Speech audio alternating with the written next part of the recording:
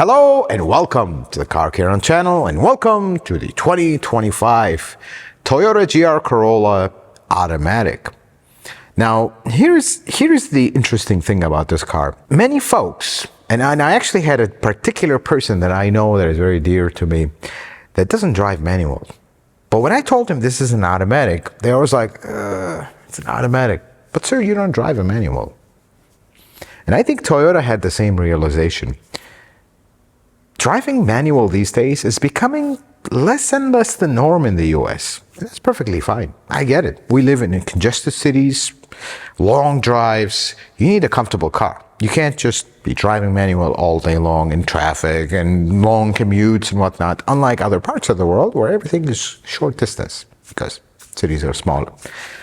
I think Toyota came to that realization and came up with an automatic option. You still have the manual, but this is an option. And I'm just going to start the video by saying, very smart move, because this is a good option. Let's do a review on this. Let's focus actually heavily on that transmission, talk about it, and then we'll kind of tour it, see how things are going after a few years of the inception of one of the most special cars in the Toyota lineup in 2025, right after this.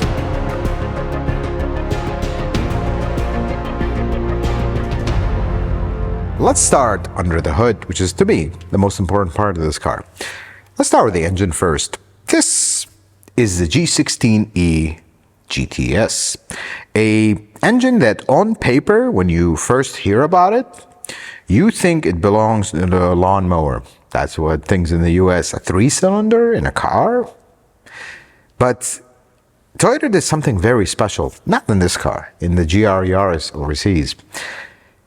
They figured we don't need a very big engine that is heavy to produce the power. We actually could make an engine that is very small, very compact, very lightweight, that makes a lot of power. And they came up with something extremely unique because it has been done before by other companies, namely Daihatsu, which I believe they actually have something going on with Toyota. They actually came up also with a 3-cylinder engine. Long time ago in a car called the Charat. Actually owned one. 3-cylinder turbo that was very fast and made way too much power for what it is. And it had the similar unique characteristics. Before we dive into the mechanical construction, I'll share those with you. It's a very rev-happy engine because it's a 3-cylinder engine. You cannot, just like they say, there's no replacement for displacement, and they are correct in that. You cannot make the power that this engine makes at low RPM. It's always at high RPM. No matter how lightly you drive this car, you're always in high RPM. That's the thing with 3-cylinder engines. They're just unique. And the sound they make, not the nicest sound on the planet, but it is a unique sound because 3 cylinders, you're already imbalanced as it is. Let's dive into the mechanical construction of this engine because pretty interesting engine. Very top, you got a plastic valve cover. This is technically a dynamic force engine, although, yeah, they went so far off the dynamic force thing, one-piece cylinder head with hydraulic lifters and rotor rockers. And the nice thing about that is it's simple to service because you don't have the 2 pieces and the whole 9 yards. Single piece with caps. Very simple. This engine is a dual VVTi engine, does have hydraulic control or oil controlled VVTis on both sides with the solenoid on the outside, super simple. Does have a timing chain. This engine block does have a very unique kind of crosshatch pattern on the walls. It does have a separate, like a whole unit for all the main caps are. It is a very interesting engine because on paper, on the little stuff engineering-wise that they did, it is truly a marvel. But when you look at it, it's simple. I know when you look at it, oh, there's a lot going on here. It is not, folks. In modern standards, this is a very simple engine, and that's the beauty of it. This engine is turbocharged, but I think this was intentional. Small turbocharger, not very big, it's a very small engine, but it has a wastegate that is vacuum controlled. You would think that this is the car they would put a electronic wastegate for faster control and just because no, vacuum controlled. It cannot be more reliable than vacuum controlled with turbos. Slow, but reliable. And then the other thing they did here is air-to-air intercooler. because you had to have this giant intercooler that you can see, and some of them will say GR4 on it. Nothing excites car guys more than a giant intercooler that you can see. This engine does have D4S, so you have three port injectors and 3 direct injectors. Direct injectors sit underneath the intake manifold. Very similar design to most of your dynamic force engines. This does have a vacuum pump, and one thing I have to say about this engine, the build quality is impressive. These are made in Japan, and everything from the plastics to connections, there's very little plastic stuff, but there's a lot of metal pipes or a cooling system. It does have an external water pump, belt driven, nothing special there. The best thing about this engine is it is simple to work on. Everything is wide open. It's not mega complicated or you need a million special tools. Not really. The bad thing about it though, it is stretched. It's a 3-cylinder, folks. It makes 300 horsepower. There are some V6s today in 2025 that don't make that. So it is stretched to its limit. But again, they didn't put this engine in their Highlander. It's a kind of a halo sports car. So reliability is not something that you're going to expect to be extremely high, but also this is not a car you're going to be using as a ride share, for example. This is a specific enthusiast car, and I get that. But now in 2025, actually before we get to the transmission, they gave you a little bit of a tweak. Just a tiny little tweak. This actually makes more torque in 2025. So that was reserved to the Mauricio, or however you say it, edition. Now all of them get it. So this makes, instead of 273 torque, it makes 295. Can't really feel it driving, but at least in the automatic, but on paper, in front of your buddies, you make more torque, especially if they own a 2024. Let's talk about the transmission. This is an 8-speed transmission, direct shift. And when you hear those words, they took and this is just my theory, don't take it as official. They took a transmission from a Camry, 8-speed, decent transmission, and they gutted everything on the inside, just kept the case, and let's start over. That's basically what they did. There's a lot going on with this transmission that are very cool. First, they have a heat-resistant friction material for, obviously this is going to be used for track applications, and the heat is a problem with automatic transmissions in that application. And then the torque converter has a multi-plate lock clutch. What that's going to do is it's going to allow you to engage it a lot more often for direct, like one-to-one connection. You don't have that fluid loss. And the other thing they did here, they used miniature solenoids that are very rapid, high response. So your shifts are a lot more crisp and very fast, because that's the whole point. I feel like that when they got into this, the objective was, we're not going to ruin this car because people have already gotten used to the manual version. If we come up with a lazy transmission here that just that'll do and just throw it on, people will notice and they will be very loud because this is an enthusiast car. But they didn't. This transmission is a very good transmission for this car. Let's continue our technical stuff and we'll talk about it. So this transmission, being an 8-speed direct shift, does have a front mount, or kind of the oil pan is in the front. It is plastic. It does have and this is an interesting one, the oil pump is chain driven. That's the interesting part. And then on the cooling department, which is very important in this car, you have a ATF warmer. They still call it that. It's a cooler, but can also warm up the transmission fluid. So that's a liquid to liquid that uses coolant, kind of heat transfer with the transmission fluid, and it could warm it up and then cool it down once it warms up. It's kind of interesting statement there. But in addition to that, it has an external cooler. That is the cool part. Otherwise, everything else remains pretty similar. This transmission is dipstick-less or sealed. Nothing sealed about it. Very similar service-wise to a 8-speed transmission in your Camry, Highlander, or every single other non-hybrid model. So you have one plug.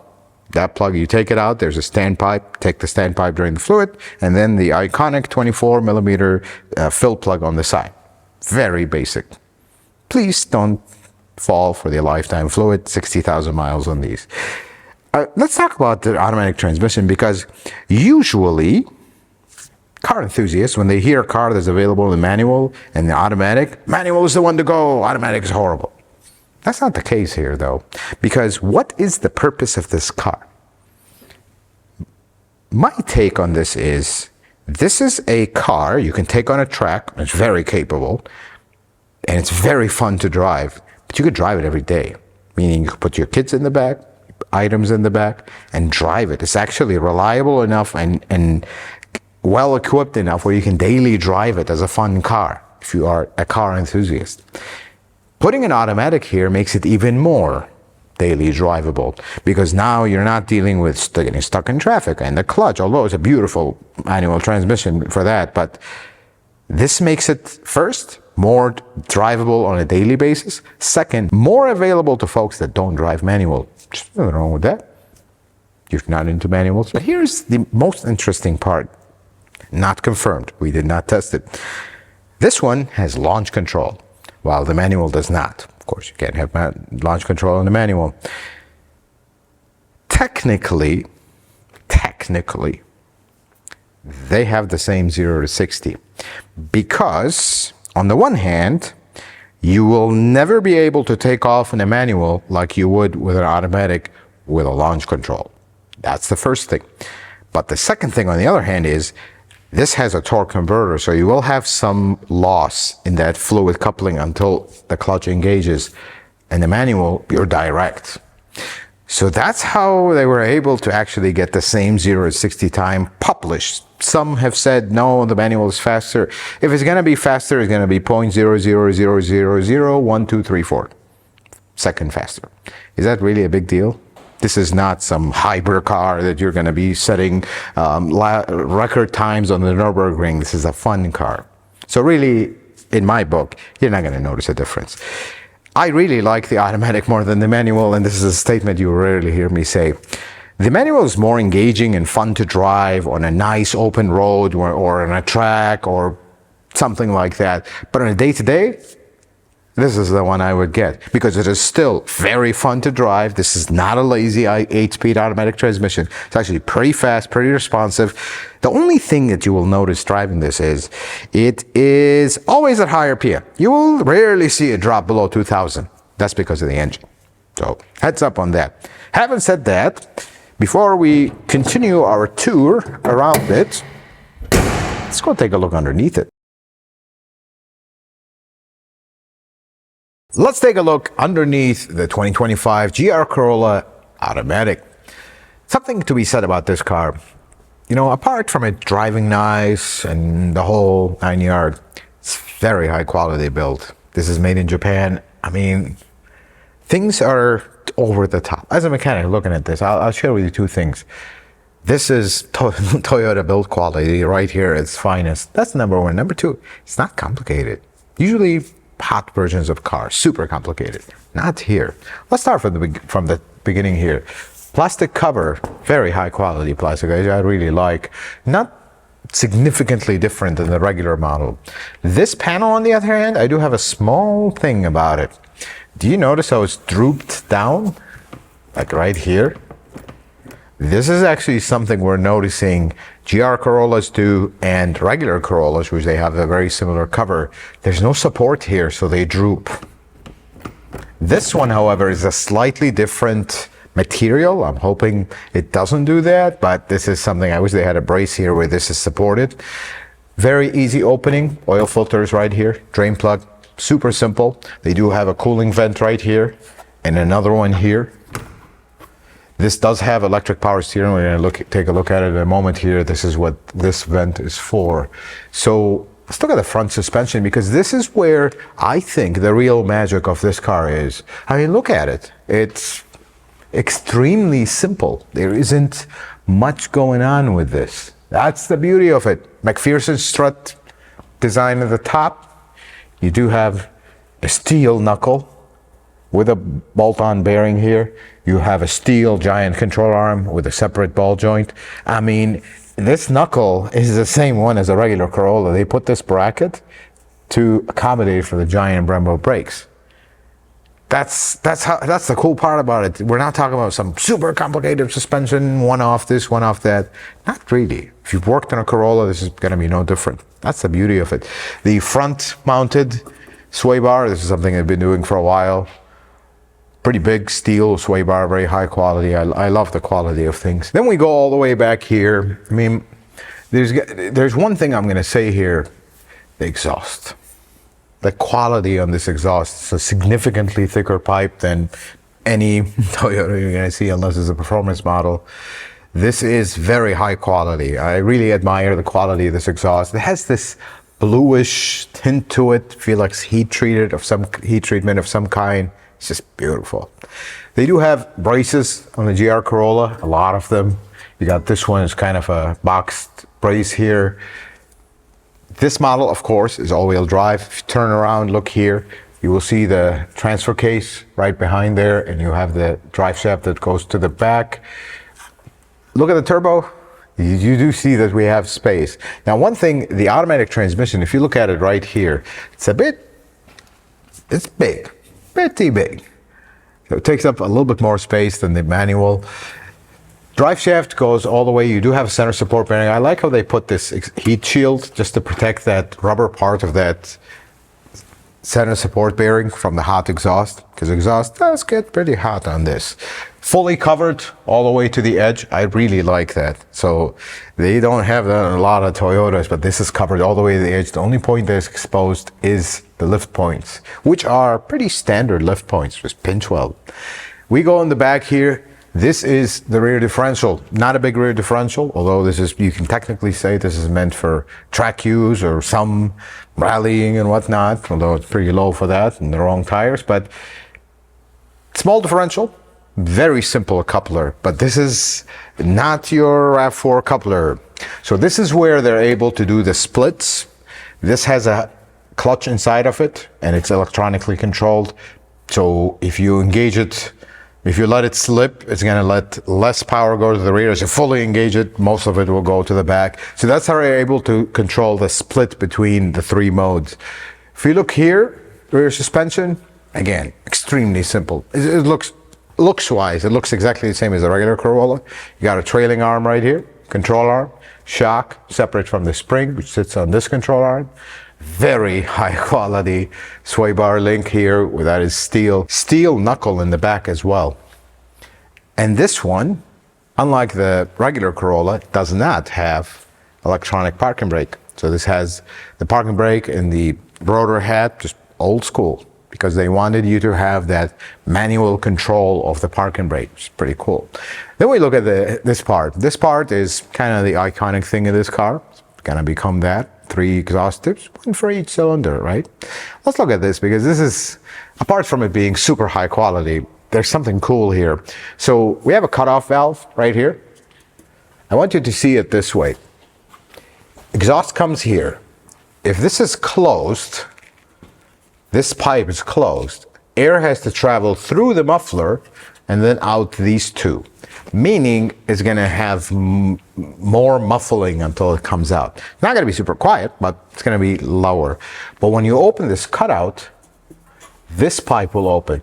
You're going to get a straight shot of air coming through here, which means less muffling, which means louder noise. So sport mode, this will engage. A lot of folks, and we've had a few here actually in the shop, disable this. You can't just unplug it. No codes will set, no problems, whatnot. Just to keep it quiet all the time. I am in the club of, why don't we make it a little bit louder? It needs to be a little bit louder and more throaty, although a 3-cylinder, tough to get a 3-cylinder to sing. Let's put it this way. But the best thing about this car, my opinion, is how simple things are. They look super complicated. This is not complicated. I could have a regular Corolla parked next to it, up on the lift. You will hardly tell the difference.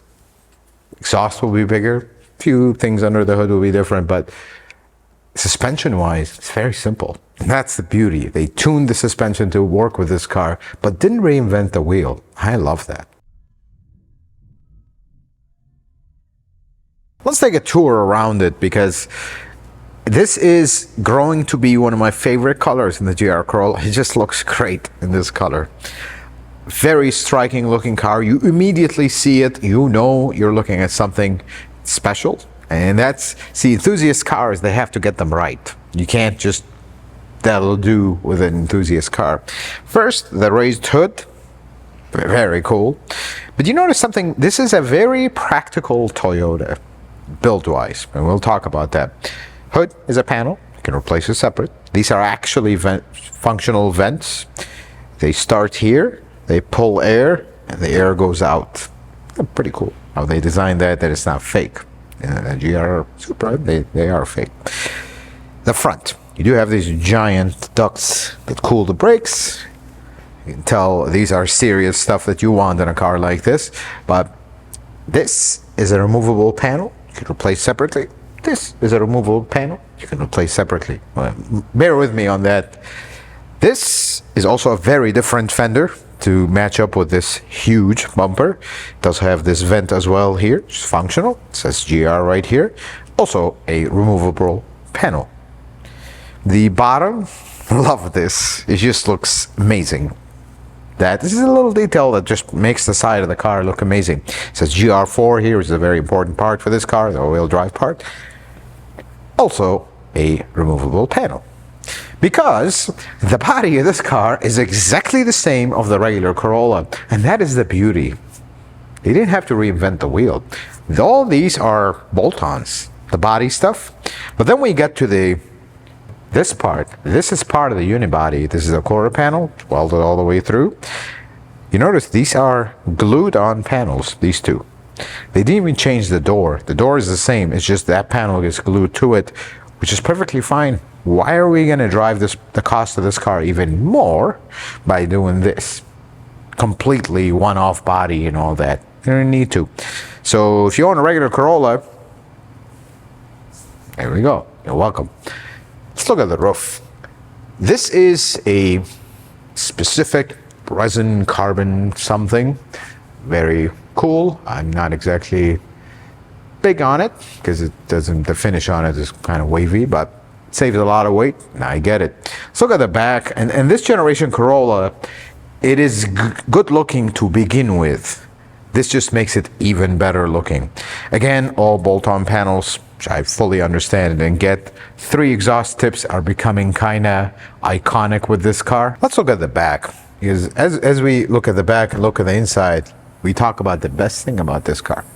Manual door, it's perfectly fine. We don't want the weight. You do have this brace right here, which I like how they put it. It's a little bit low key. I know this is like the opposite of low key, but you know what I mean. It doesn't have a big roll cage. Something about the GR Corolla is different than regular one. Batteries in the back, right here. It's actually a nice spot. Just helps a little bit with the weight distribution. Here's the best part about this car. You know, this is a very fast car, very track-focused car. It has a lot of stuff that is just super serious stuff. But in the end, it's a Corolla. There's one thing about Corollas that you need to know. They are the #1 daily driven car in the world. It's been around for a very long time. And this goes straight to that heritage very well. This, apart from this standing in your way, is a decent space for day-to-day stuff. And then if we go look at the inside of the car, let's start in the back here. This is a back seat. People can sit. Not the biggest back seat in the planet, but so is the regular Corolla. Very comfortable seats. Great. Then we go look in the front. I'm just going to say one thing about these seats. They are beautiful to look at, beautiful to sit in. They are very comfortable. You know how comfortable these seats are? I have a very bad back. I'm a mechanic, of course, that comes with the territory. We reviewed an LS500, and I told you the worst thing about that luxury car was the seats. They're horribly uncomfortable. They could have put these seats in that car and it would have been more comfortable, because these are more comfortable. And for the LS500, we are referring to the F Sport model, not the regular one, but this is how you do a sports seat. Yes, they are heavily bolstered. Yes, this is a car that is not really about comfort, but they're comfortable. I could sit here for hours, my back wouldn't complain. That's a beautiful part. They are manual seats, which I understand. They want to keep the weight down. But taking a few things out of the view, this is a Corolla. You have HVAC controls, very simple. Infotainment system, it's the latest infotainment system, not a screen that runs across the whole dash. Very basic to operate. This particular one even has heated seats, wireless phone charger, beautiful steering wheel. I really like this GR steering wheel. I wish I would actually use it in other models, but very simple to operate. The gauge is a screen that has actually important information for this car, but it's also not a super unique one-off, similar style to all other Toyotas. But everything else is exactly the same as any other Toyota. This one particular one does have a heads-up display. Just never thought I'd say that in a Corolla in my life, but here we are. Then there's this. This changes the drive mode, which effectively changes the distribution of the power to the front and rear wheels. Shifter is a normal mechanical shifter. It's exactly the same as you'd find in a normal Corolla, because why reinvent the wheel? That's the beauty of this. Parking brake is manual, and that is intentional. They could have integrated the motor and whatnot, but they wanted this for driving purposes, and that's the cool part. Folks, the best part about this car in its automatic form is it lives to the point of this car. It is a halo car that is extremely capable. You could at any point take it to a track and have a blast with it. But are you going to buy this car and drive it on a track every single day?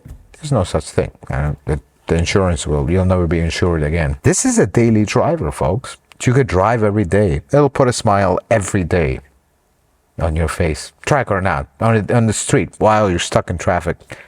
The automatic makes sense. Makes a lot of sense, actually.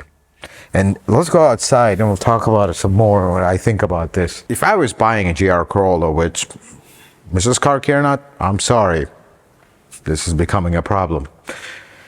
I'll buy an automatic, folks.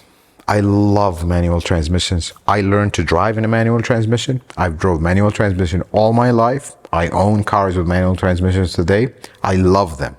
But you know what?